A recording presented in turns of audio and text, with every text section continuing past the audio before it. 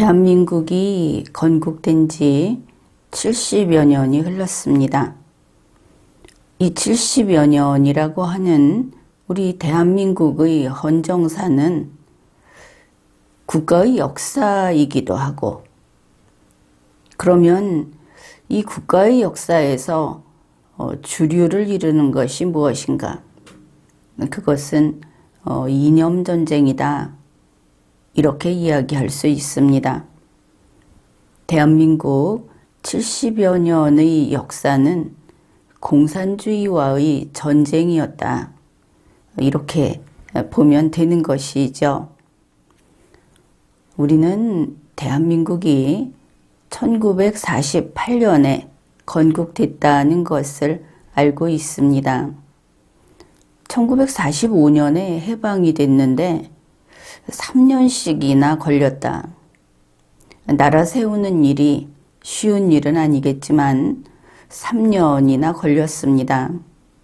그동안에 이 공산주의와 자유민주주의라는 두 가지 이념을 두고 참으로 치열하게, 어쩌면 피를 흘려가면서 그렇게 충돌을 했습니다.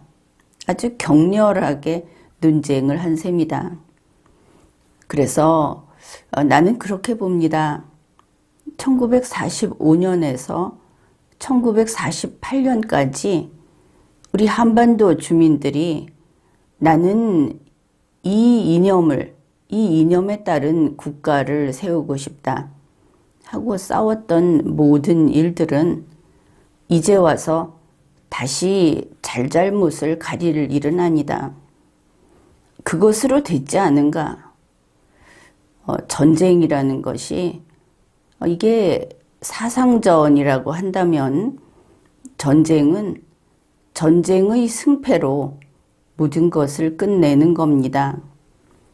전쟁에서 이긴 자들이 진 자들을 왜 전쟁에 졌느냐, 왜 전쟁에 일으켰느냐 하고 싸운다면 그건 좀 가혹하지 않은가. 물론 나라가 세워진 이후에는 이야기가 다릅니다. 그런데 45년에서 48년까지는 아직 건국되기 전이니까 아직 이렇게 이야기를 하는 것이죠. 실제로 그동안에 유혈 사태도 있었고 그렇기는 한데 그걸 가지고 왈가왈부한다면은 나는 공산주의 인민주권 국가를 세우겠다 하고 깃발을 들고 나섰던 그 혁명적인 혁명가들, 그 혁명적인 의지, 이게 너무 초라해지지 않는가? 그렇겠죠. 1948년 대한민국은 자유민주주의 국가로 건국되었습니다. 이 땅에는 공산주의, 인민주권, 그리고 사회주의, 이런 것은 발붙일 수 없게 된 것입니다. 그렇지만 우리는 공산주의자들에게 침략을 당했습니다. 1950년에. 그리고 이 38도선 이남 이지역 대한민국의 영토 안에는 여전히 한국의 공산주의자들이 계속 남아 있었고 그들이 정부에 대항하고 또 이 자유민주주의자들에게 대항하고 이런 일들이 계속되었습니다. 1960년에 아주 위험한 일이 있었고 대한민국 헌법이 그때 헌법 이론과도 관계없이 한 해에 2번 헌법이 바뀌었다고 했는데 이것은 보통 일이 아닙니다. 헌법을 그렇게 바꿔도 되는 것인가? 그렇게 됐을 때 나라는 거의 망할 지경에 들어간 거다. 헌법학적으로 보면은 그렇습니다. 그렇게 해서 60년, 61년 5.16 혁명으로 국가 체제를 다시 제자리로 돌려놓았습니다. 이제 반공 이렇게 이야기를 하는데 자유민주주의 국가로서 1948년 건국헌법에 따라 세워진 대한민국의 체제, 그것을 다시 제자리로 돌려놓은 겁니다. 그리고 나서 1979년 10월 26일 박정희 대통령이 시해됩니다. 이거는 이 땅에 있던 공산주의자들의 제거 작전이다. 뭐 이렇게 평가를 하고 있습니다. 그 다음에 1988년 노태우 대통령부터 민주화 시대라는 것이 시작이 됐습니다. 그런 의미에서 노태우 대통령은 건국헌법을 토대로 한 자유민주주의 국가로 세워진 이 나라의 이념, 거기에 대해서 배신자다, 이렇게 부르고 있는 겁니다. 그래서 민주화 시대의 그 시조는 노태우 대통령이 되겠습니다. 노태우 대통령 때를 지나서 김영삼 대통령이 취임을 했는데 내내 민주화 시대의 대통령이고, 그런데 이때 IMF 사태라는 것이 들이닥칩니다. 그게 그냥 왔겠습니까? 김영삼 대통령 당시에 어땠습니까? 지금하고 상당히 비슷했죠. 우리가 볼 때는 멀쩡한 다리가 내려앉고 멀쩡한 건물이 내려앉고 재난이 그치지를 않고 이랬다는 것을 알고 있습니다. 그리고 국가 부도 위기에 처했죠. 경제가 망한 겁니다. 바로 그때 우리 나는 대한민국에서 세워진 기업이다, 나의 국적은 대한민국이다 하는 이런 한국 기업, 이것이 대거 없어졌습니다. 그래서 현재 우리나라에 있는 네로라 하는 기업들, 우리가 이름을 알고 있는 이런 것들 가운데 그 소유가, 그 주인이 한국인인, 그 국적이 한국인 이런 기업은 아주 소수에 불과하게 되었습니다. 이런 우리 기업에 있어서 거의 전멸에 가까운 이런 일을 만들어 버렸다. 지금 은행도 그렇고 다 그렇죠. 이것은 YS의 죄다, 분명히 이렇게 보아야 하겠습니다. 그리고 한국 공산주의 세력의 죄다. 왜냐하면 이게 실제로 뭐가 어떻게 됐느냐가 아니고 민주화 시대라는 것이 계속되면서 반드시 이렇게 되면 경제가 망가집니다. 지금까지 우리가 경험을 했죠. 어떻습니까? 박정희 대통령, 전두환 대통령, 이명박 대통령, 이들은 전부 경제 부흥 대통령입니다. 아니면 세계 경제가 아주 나쁠 때 거기에서 남들과 다르게 훌륭한 경제적 성과를 낸 대통령입니다. 이들은 모두 좌파도 아니고 한국 공산주의 세력과도 관계가 없습니다. 이렇게 되고 나니까 김대중 대통령은 김영삼 대통령 때의 이 IMF 사태, 그것을 뒤처리하느라고 실은 한국 공산주의 세력에게 그다지 도움을 주지 못했다, 이런 평가를 받고 있습니다. 물론 햇볕 정책이라고 하는 것은 유명하죠.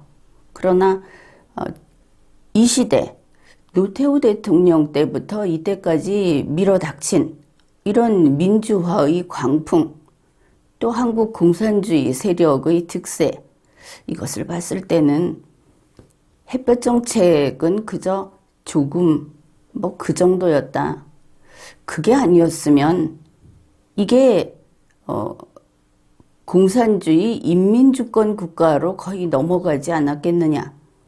그런 의미에서 김대중 대통령은 한국 공산주의 세력으로부터는 별 역할을 못했다 하는 그런 비난을 받고 있습니다.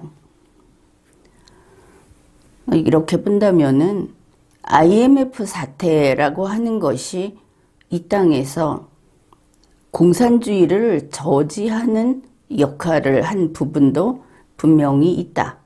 그것을 알 수 있습니다.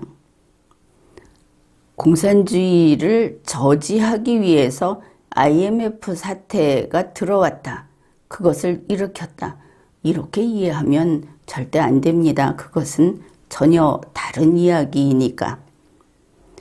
자, 이제는 이렇게 우리의 헌정사가 이렇게 지나왔다. 이렇게 이어져 왔다. 그 가운데에서 우리 국민들, 특히 최근에 종종 세대 구분을 해가면서 청년이 중요하다. 이런 이야기를 하고 있습니다. 바로 그 청년이라고 하는 그들 세대, 거기에 대해서 이야기를 하겠습니다.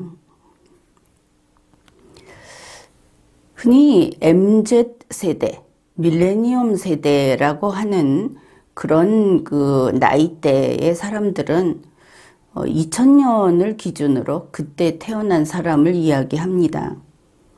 그러나 우리가 이 헌정사를 분석하면서 MZ세대 그리고 대선이라든지 하는 정치 시사와 관련해서 MZ세대를 이야기할 때는 그보다 좀 이른 1995년 출생 그때부터로 MZ세대를 잡으면 될 것입니다.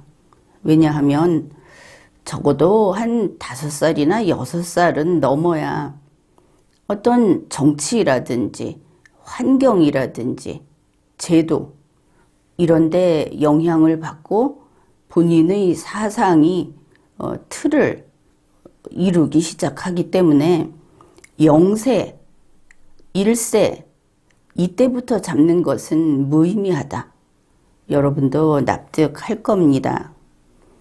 그래서 지금 이야기하는 선거나 정치와 관련해서 이야기하는 MZ세대는 1995년 출생 정도로 보고 있다. 이렇게 보면 되겠습니다. 그런데 1995년이 어떤 때였는지 우리 다 알고 있죠. 아마 이렇게 말하면 될 겁니다.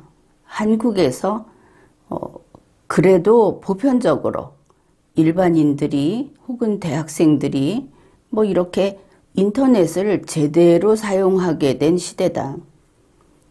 뭐 무슨 까만 화면에 한참 기다리는 이런 거보다도 그래도 인터넷이 이때부터는 쓸 수 있게 됐다. 이렇게 보는 시기입니다. 이게 어떤 의미가 있는가? 인터넷이 시작됐다 하는 것은 세계의 정보가, 세계의 뉴스가 국내의 뉴스 매체를 거치지 않고 그냥 우리 국민에게 들어온다 하는 이야기입니다. 나는 이것을 수조를 가지고 설명을 합니다. 이렇게 봅시다. 목욕탕 같은, 대중 목욕탕 같은 이런 이제 커다란 수조가 있다고 합시다. 물을 가득 담아 놓은 거기에 아주 큰 수조가 있고 그 다음에 작은 수조가 옆에 붙어 있습니다. 이게 인터넷이 없던 시대 국가별, 지역별 독자성을 유지하던 시대라고 하면 됩니다. 그런데 이 두 수조 사이에 밑바닥을 터 놓는 겁니다. 그러면 어떻게 됩니까? 두 수조는 물높이가 같아져 버립니다. 그렇겠죠. 이게 바로 인터넷 시대라는 특징인 겁니다. 그래서 1995년부터 우리가 MZ세대라고 하는 세대는 쉽게 말해서 우리가 앞으로 이야기를 할 텐데 세뇌가 오래가지 않는 세대, 이렇게 보면 되겠습니다.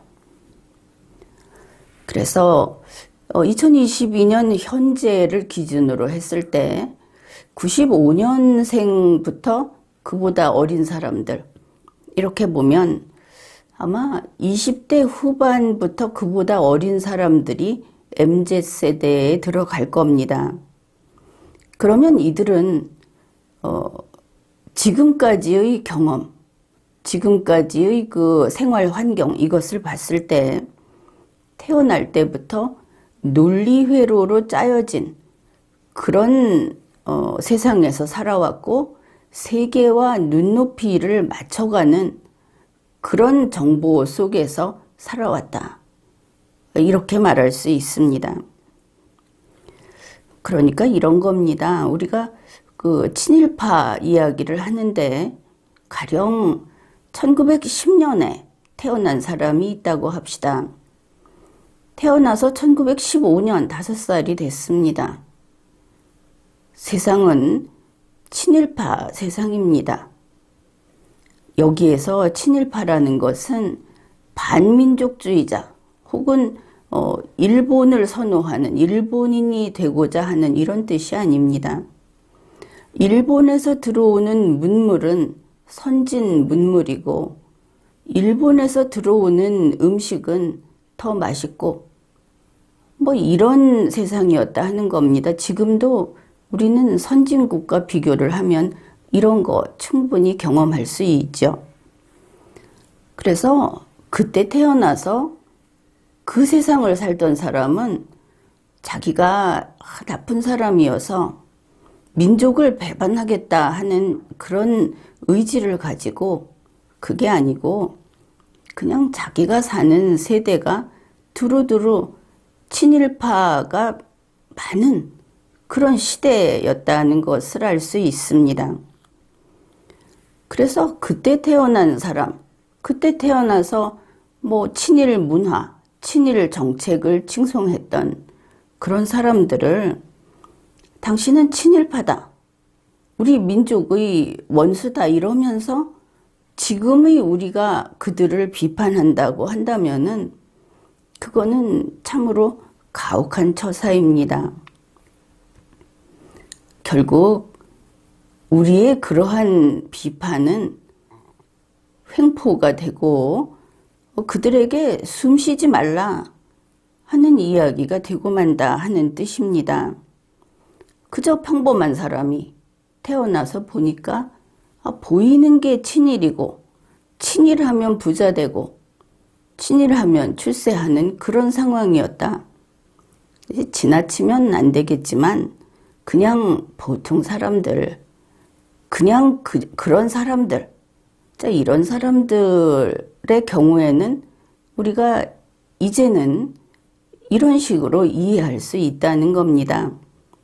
나서 살다 보니 그 물이 일본인들이 판치는 그런 물이었다, 이런 식으로. 그래서 이 1995년부터 이제 출생한 MZ세대, 이들은 나서 살다 보니 그 물이 컴퓨터하고 인터넷하는 그런 시대였다, 이렇게 보면 되겠습니다. 여러분이 기억을 할지 모르겠는데 이제 앞에서 리마연에서 이런 이야기를 했죠. 한국의 공산주의 세력은 앞으로 박정희 대통령의 업적을 청산해야만 한다. 이게 바로 끝나지 않은 전쟁이다, 그렇게 이야기를 했습니다. 왜냐하면 박정희 대통령의 업적을 청산하지 않으면 이 땅에서 공산주의가 뿌리를 내릴 수 없기 때문입니다. 그런데 MZ세대 이야기를 한 게 바로 이것과 연관성이 있습니다. 한국의 공산주의 세력, 그리고 한국의 민주화 세력, 이들은 어떤 특정 신념에 매몰되어 있죠. 어디에 매몰되어 있다 하는 사람은 논리와는 관계가 없는 겁니다. 거기에 자기들이 먼저 세뇌되어 있는 것이죠. 그 자기들의 민주화라는 신조를 건드리면 그것은 자기들 세계에서 축출당하든지 보복당한다. 신성 불가침에 무엇이 있다 하는 겁니다. 인간이 가장 소중한 것이 아니라 이제 이런 사람들이 논리적인 세계에서 살아가는 MZ세대를 보면은 이제 설득을 못하는 것이죠. 세뇌를 못하는 겁니다. 이게 그들에게는 암초다. 이렇게 볼 수 있겠습니다. 그게 한국의 MZ세대, 지금 20대 후반부터 그보다 어린 사람들, 이렇게 됩니다. 그들이 왜 암초인가? 한국의 공산주의자, 그리고 민주화 세대, 그들에게 왜 암초인가? 그게 MZ세대는 비논리적인 공산주의하고 맞지 않습니다. 그리고 MZ세대는 이미 세계화가 돼서 이 세계 보편성이라는 것이 코드화됐다. 그렇게 이야기할 수 있는 것이죠. 그 수조의 물높이 이야기를 했죠.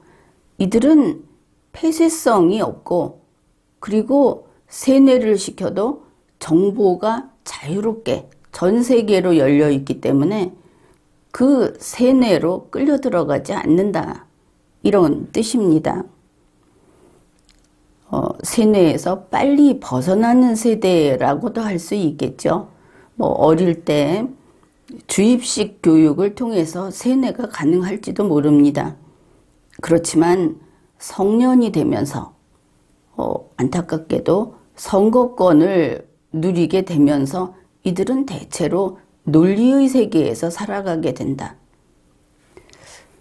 그래서 MZ세대에게는 정확한 데이터를 넣어주면 결국은 제대로 답을 찾아냅니다. 그런 세대다. 이런 뜻입니다.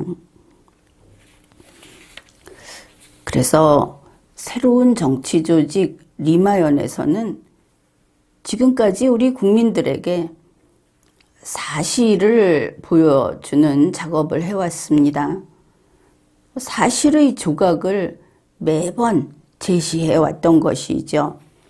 이게 우리 국민에게, 그리고 이 MZ세대에게 닿기를, 그들에게 이 정확한 정보를 전할 수 있게 되기를 바라면서 이런 작업을 해왔습니다. 우리 정치를 하는 이런 사람들, 그 중에서 민주화 30년을 이끌어온, 그리고 현재의 문재인 씨, 이들을 보면 어떻습니까? 그들은 통계라는 것은 특정 목적을 이루기 위해서 그 목적에 맞춰서 그 내용을 기록하는 것이다. 이렇게 이야기를 합니다. 그러니까 지금 이제 경제 이야기를 봅시다. 경제를 그들은 항상 통계를 들고 나오죠. 그러면서 통계 수치로 봐라. 우리 경제는 괜찮다. 이렇게 말을 합니다. 통계표라는 것이 워낙 복잡하기도 하지만 그런 말이 있다고 하죠. 통계라고 하는 것은 일반 국민들을 속이고 세뇌하기 위해서 쓰는 도구다. 이런 말도 있다고 하는데, 통계 수치 괜찮다 하고 자꾸 주장을 하지만 현실은 어떻습니까? 실물 경제, 장바구니 물가, 국민들의 밥상, 이게 바닥이다 하는 것을 그냥 보여주죠. 경제 망했다. 이걸 보여줍니다. 그런가 하면 교육은 어떻습니까? 점점 아이들이 안 똑똑해지는 것 같다. 이런 느낌마저 들지 않습니까? 실제 그들이 발휘할 수 있는 역량은 더 큰데 자꾸 노세 하니까 아이들은 놀아야 한다. 공부 잘하는 게 다가 아니다. 계속 그러니까 자꾸 그 본인의 능력 개발을 덜 하고 그래서 교육의 효과가 교육으로 우리 국민들의 그 능력을 보여주는 그런 면에서 자꾸 저조해지고 바닥으로 떨어진다 이런 느낌이 듭니다. 국방도 마찬가지인 것이죠. 그래 교육이 이렇다 하는 것이 공산주의자들에게는 뭐가 좋을까? 그게 국민이 무식하고 비논리적이어야 세뇌도 잘 되고 또 시키는 대로 잘 따른다. 그래서 그런 것을 지향하는구나. 이런 해석을 해보았습니다. 현재 문재인 씨가 이렇게 버티고 있는 거, 민주화 세력이 이렇게 버티고 있는 거는 한편으로는 그렇죠. 중국 시진핑이 계속 문재인 정권을 도와주고 있다. 예를 하나만 들자면 현재 국민의 생활을 옥죄고 있는 이 코로나, 이거 시진핑 거 맞지 않습니까? 그리고 문재인 씨는 이 김에 코로나가 있으니까 자유통제하자 마음껏 하고 있습니다. 코로나가 있으니까 경제도 원래 그 시장의 시스템에 의해서 돌아가는 거를 멈춰 세운 다음에 문재인 씨가 일일이 놔주고 있습니다. 자기가 좋아하는 대로. 이래서 경제 통계 오케이다. 법도 그렇습니다. 민주당이 180석 가지고 국회에서 뭐를 의논을 하네, 의결을 하네 하는데 그게 부끄러운 일이죠. 그래서 문재인 씨가 법도 자기 편한 대로 써먹고 있습니다. 그리고 보니까 이 점에 대해서는 바이든 대통령이 이번에 그 민주주의 정상회의인가 그걸 하면서 한마디 했죠. 세계의 독재자들은 코로나를 빌미로 독재를 엄청나게 하고 있다. 문재인 씨는 그거 자기 보고 하는 소리인지 알고 있을까 그런 생각을 했습니다. 아무튼 민주화 30년 끝에 지금 문재인 씨까지 와서 이렇게 되고 있는 겁니다. 그리고 지금은 대선 전국입니다. 한국의 민주화 세력은 박정희 대통령의 업적을 아는 국민, 이 땅에서 공산주의자는 6.25라고 하는 결코 용서받을 수 없는 원죄를 진 자들, 이것을 알고 있는 노인 세대는 버리자 하는 주의입니다. 그래서 노인 비하도 그쪽에서 나왔었고 노인에 대해서는 아예 애정이 없죠. 여기에 좀 놀라운 것은 국민의힘이 이러한 문재인 민주당을 그대로 따라하고 있습니다. 이게 노인을 버리는 것이 선거 승리를 위한 전략인가 보다 하고 따라하고 있다는 것이죠.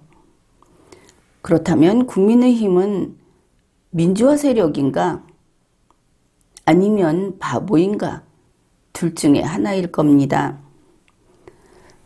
한국의 민주화 세력은 이 대선 전국에서 MZ세대를 포섭하라 이러고 있습니다. 왜냐하면 암초니까. 그런데 이 MZ세대는 이제 20대 후반부터 그 이하라고 하지 않았습니까? 국민의힘이 이것도 가로채기를 하겠다. 따라 하는 건데 가로채서 자기들 거다. 이러고 있습니다. 그러면서 국민의힘 이야기가 이거죠. 우리는 MZ세대의 중심이다. 우리 당대표도 청년이다.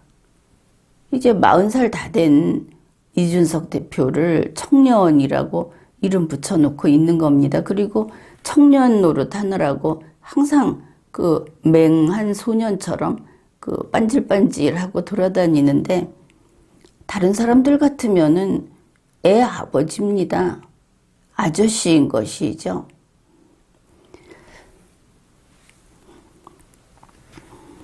그런데 국민의힘에서 지금 청년이라고 하는 사람들 심하면 50세까지도 나오고 있습니다.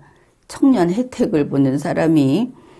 어떻든 국민의힘이 청년이라고 하는 이준석 대표라든지 또 여러 청년이라는 사람들을 보면 이 사람들이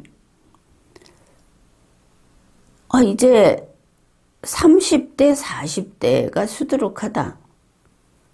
그러면 그 사람들은 MZ세대가 아니고 민주화 세대 아닙니까? 그러니까 그 민주화 끄트머리 세대다. 국민의힘에서 청년이라고 하는 사람들은 MZ세대를 제외한 대다수가 이제 여기에 속하는데 그들은 결국은 바보거나 민주화 세대라고 봤을 때 민주화 세대일 가능성이 높구나. 바보가 아니라면. 그러면 이 민주화 세대인 국민의힘 청년이라는 사람들은 머리 좋은 사람만 세뇌에서 벗어날 수 있습니다. 아니면 그냥 민주화 세대인 것이죠. 그리고 달리 이야기하면 한국의 공산주의 세력하고 같은 노선을 가고 같은 철학을 따르고 같은 식으로 의사결정을 한다. 그리고 보니 지금까지 국민의힘이 보여온 그런 어떤 정치적인 스탠스, 이게 한순간에 납득이 되지 않습니까? 그들은 그쪽이었구나. 지금까지 국민의힘을 보고 당신들은 보수가 아니다 이렇게 말을 할 때 아마 상당 분들이 그랬을 겁니다. 국민의힘이 보수가 아니면 누가 보수냐 이렇게 생각을 했을지 모르는데 이제는 이해하겠죠. 사실 국민의힘은 보수가 아닐 수 없다 이러면서도 그들이 계속 좌파짓을 할 때 여러분은 속이 상했을 겁니다. 오판했다고 생각을 했겠죠. 근데 이러고 보니까 오판이 아니고 그들은 본질이 그렇다. 원래 그쪽이었다. 이제 이렇게 정리를 하면 되겠습니다. 그래서 이제 어떻게 이 대한민국 헌정사를 계속 이어갈 것인가? 누가 그것을 할 것인가? 그 이야기를 해봅시다. 공산주의자들이 저지른 6.25 동란을 일으키고 거기에 대해서 그게 통일전쟁이라고 한 번이라도 이야기를 했고 그들을 지지했던 그런 자들은 용서할 수 없는 원죄를 지은 자들이다 하는 사실을 아는 우리 국민들. 그러니까 일정 연령 혹은 그 연령이 50대 이상 그랬는데 자기 환경에 따라서 더 나이가 적어도 그런 것을 아는 사람들도 있을 겁니다. 그래서 그 이상 전체 국민. 그 다음에 박정희 대통령의 업적과 반공의 역사적 당위성을 알고 있는 국민들. 여기에 또 있습니다. 태어난 바다 자체가 공산주의자들과 다른 MZ세대. 이렇게. 바로 이런 우리 국민이 대한민국을 지키는 세력입니다. 공산주의 세력을 물리치고 한반도 전쟁을 막아낼 세력입니다. 우리의 무기는 논리력, 리걸마인드, 그리고 팩트, 바로 이것입니다. 알아둡시다. 사실에는 힘이 있습니다. 지금까지 리걸마인드 연구소였습니다.